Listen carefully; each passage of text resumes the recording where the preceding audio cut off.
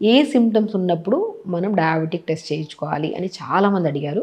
వాళ్ళ గురించి క్లుప్తంగా క్లియర్గా మనం చూసుకుందాం. So diabetes 3 types of diabetes ఉంటాయి. మనకి type 1 diabetes, type 2 diabetes, gestational diabetes. Type 1 diabetes rare అనమాట. ఇప్పుడు మనకి జెనెటికల్‌గా రావచ్చు. లేదనుకోండి మనకి మన ఇమ్యూనిటీ డ్యామేజ్ అవ్వడం వల్ల. సో అంటే మనకి మన బాడీలో యాంటీబాడీస్ ఉంటాయి కదా! యాంటీబాడీస్ అనేవి ఇన్సులిన్ ప్రొడ్యూస్ చేస్తే సెల్స్‌ని డెస్ట్రాయ్ చేస్తాయి. అంటే మన ఇమ్యూనిటీ లో ఉండడం వల్ల వచ్చే డయాబెటీస్‌ని టైప్ 1 డయాబెటీస్ అంటారు. సో టైప్ 1 డయాబెటీస్ ఆల్మోస్ట్ కొద్దిగా రేర్. బట్ కొంతమందికి బై బర్త్ ఉంటది. కొంతమందికి జెనెటికల్‌గా ఉంటది. కొంతమందికి ఇమ్యూనిటీ లో ఉండడం వల్ల వస్తుంటదనమాట. సో ఇది మనకు టైప్ 1. టైప్ 2 డయాబెటీస్ గురించి మనం మాట్లాడుకుంటే ఇది జనరల్ కామన్‌గా ఉంటది. Because of life style changes. అంటే ఈ మధ్య కాలంలో డయాబెటిస్ యంగ్‌స్టర్స్‌లో కూడా చూస్తున్నాం మనం.